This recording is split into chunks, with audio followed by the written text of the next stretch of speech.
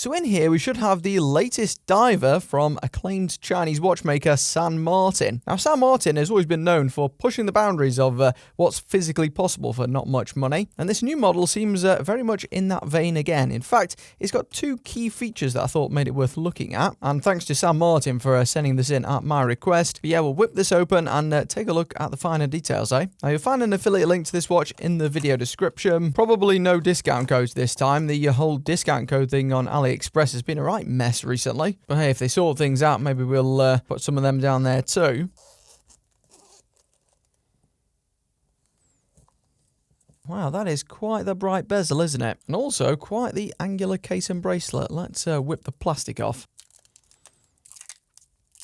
And here she is. The codename on this one, by the way, is the SN0036G-C. And straight out of the box, definitely like the silhouette of this one. Bit of a different shape for San Martin. Not sure if this is taken from some other mainstream brand, but I do quite like it. It's got such shiny and, well, I wouldn't really call them chamfers at this point. These upper edges on each side, they're so wide, they kind of make those areas almost disappear into the backdrop, as you can see. They almost look shaded. But yeah, I do like the shape of this. And in person, not nearly as beefy as I was expecting. And there's one reason I was expecting it to be quite beefy. Well, two, I guess. Number one, I didn't read the proportions on this one. But one thing I did read, and number two, is the water resistance on this model. So supposedly, this one has a 600-meter water resistance rating. And then this little thing on the side is your helium release valve. And as you can see, well, certainly compared to most extreme water resistance watches that I've covered before, this thing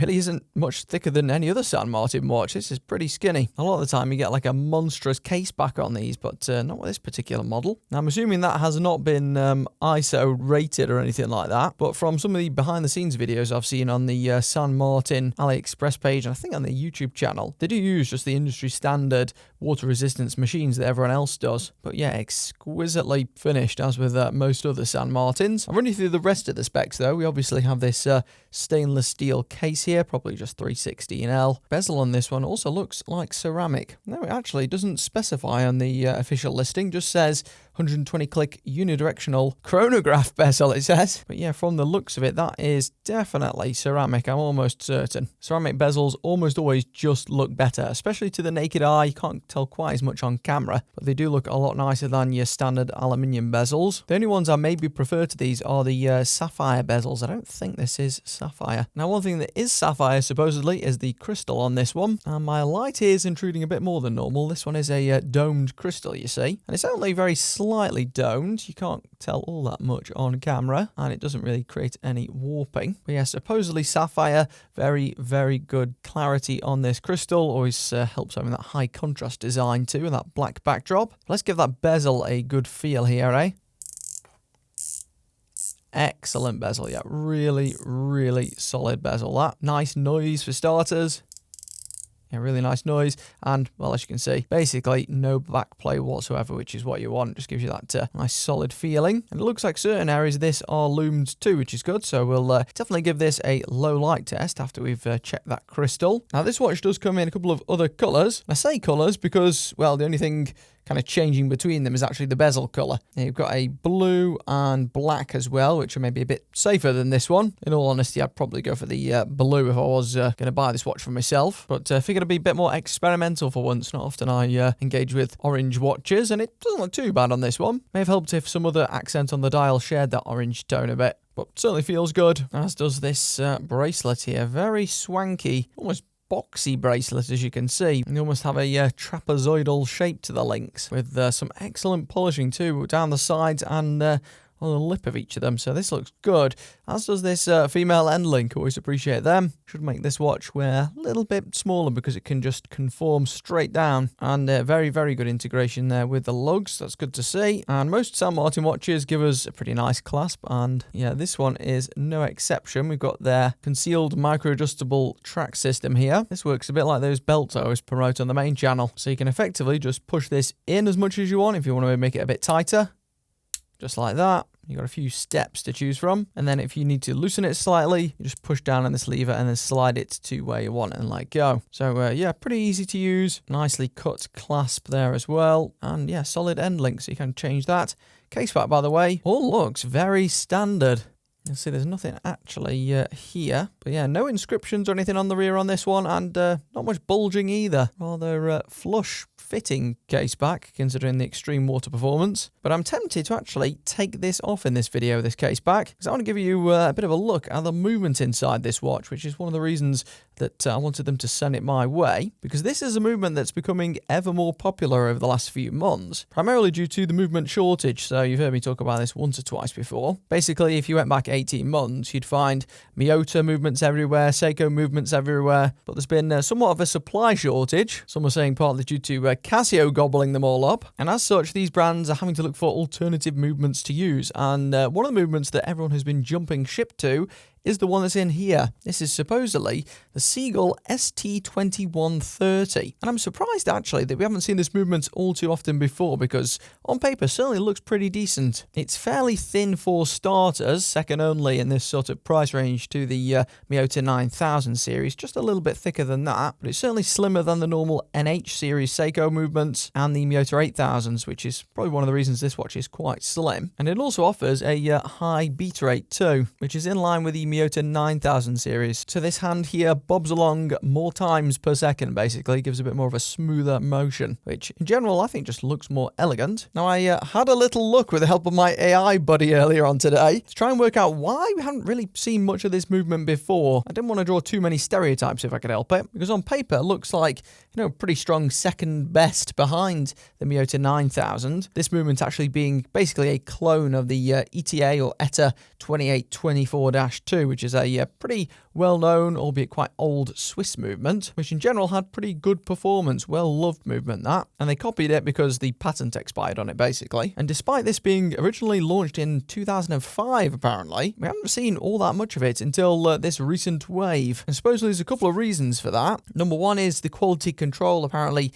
isn't quite as good, although to be frank, my experience with the Seagull has probably been fractionally better than Miyota on average, but also they don't tend to be quite as clean apparently. Because it operates at a higher beat rate, it's maybe not quite as durable as some of the low beat rate stuff. I'm assuming that's why some brands like Vostok go for very slow ticking movements instead. These are a little bit harder to source, or were harder to source, and as bad as it sounds, I was kind of right with this one. Made in China still doesn't have the oomph that made in Japan does with most consumers, because indeed this is a Chinese movement Seagull. Strange name, but actually one of the world's biggest movement manufacturers, maybe the biggest. And we'll see how it looks on the inside in a moment. First of all, let's check the size of this watch. I think I saw this advertised as 40.5 or 41 mil maybe? Yeah, it says 41 on the side, but it's definitely a touch wider than that, exactly 41.5. Bezel width, which I always like to check on divers, only 40 millimeters, maybe that's why it looks a little bit smaller.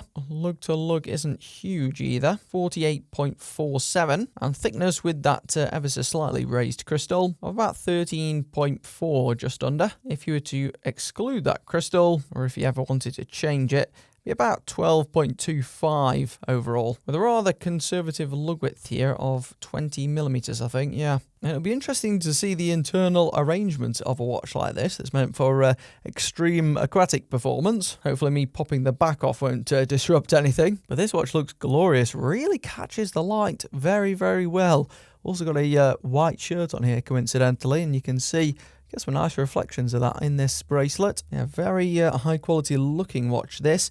No obvious QC errors on this particular unit. Nice black date wheel there too at 3, which blends in. Feels like a watch that should command its retail price. And like I may have inferred at the start, this definitely isn't the cheapest San Martin watch, which was probably never going to be the case for one with some extreme specifications. This one is currently on AliExpress, £370 or just shy of it, which is probably about 450 USD. And here's a look at the thickness, which I don't think is bad at all. Had quite a few slim watches in recently, it seems. A bit more of a safe design on this one, but definitely not ultra boring, and overall quite attractive. We do wonder if that dial is borrowed from somewhere, who knows? The handset maybe is. And my wrist is only 6¼ inches, by the way, so this watch, well, it was never really going to fit me. And there is an ever so slight bit of overhang, but I actually think for most wrists, this probably won't be too enormous. I think even an average sized, maybe approaching 7-inch arm could probably get away with this one, despite the wider than average diameter. Yeah, I don't mind the orange surprisingly too. I'm not normally one for bright colours. Before we pop the back off, let's quickly check the crystal on this. So when I touch the crystal using my pen here, we should see the hand fly up to the ruby and sapphire section if it's the real deal.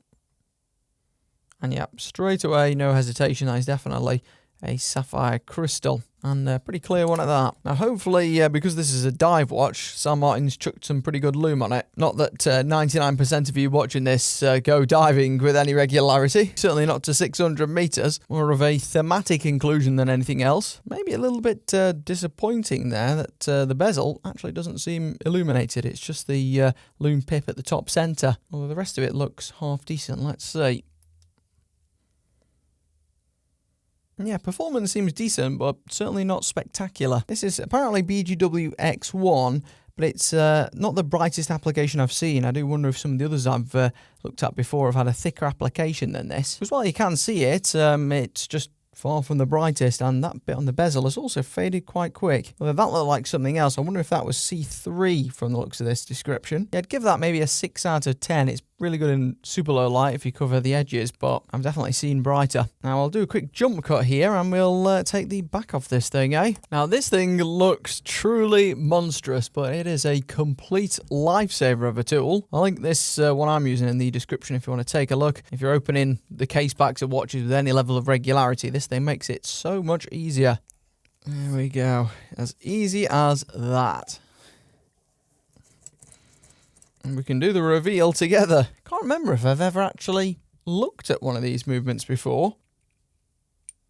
And there we go. Now there is one slight difference here I've noticed, and that's the inside actually of this case back. It's got like a ridged formation here. Not quite seen one like this before. Normally this side is quite plain and flat, and then you've just got the rubber gasket on the other side. But this one's fractionally different, and it is rather thick actually. And then you've got this rubber O-ring sitting in the channel on the outside. Also has a screw down crown here as well. Probably should have pointed that out. But there's a look at this movement. And indeed, it does have some decoration on as well. A little bit of a perlage there. That's this fancy bit in the centre. But as you might expect, the other areas are quite plain because, well, you can't see this anyway unless you take the back off. Indeed, it does look just like an ETA 2824, and all seems quite clean in there too. You can definitely tell when you handle watches on a day-to-day basis the difference between some of these nicer movements and then the real cheap automatic stuff. Even from arm's length like this, there's often quite the discrepancy in quality and cleanliness in there. Sometimes the cheaper stuff can look quite scrappy. And also the surround to the movement is a little bit different too. It seems to have some sort of metal pieces, and then you've got this tri-screw arrangement on the outside. So it's certainly a little bit different, though I don't really have any means of properly fact-checking the 600 meter claim, sadly. My water pressure tester only goes up to 50, and unless I spend tens of thousands, that probably isn't going to change. But yeah, interesting to see this movement, because I suspect you're going to be seeing a lot more of it.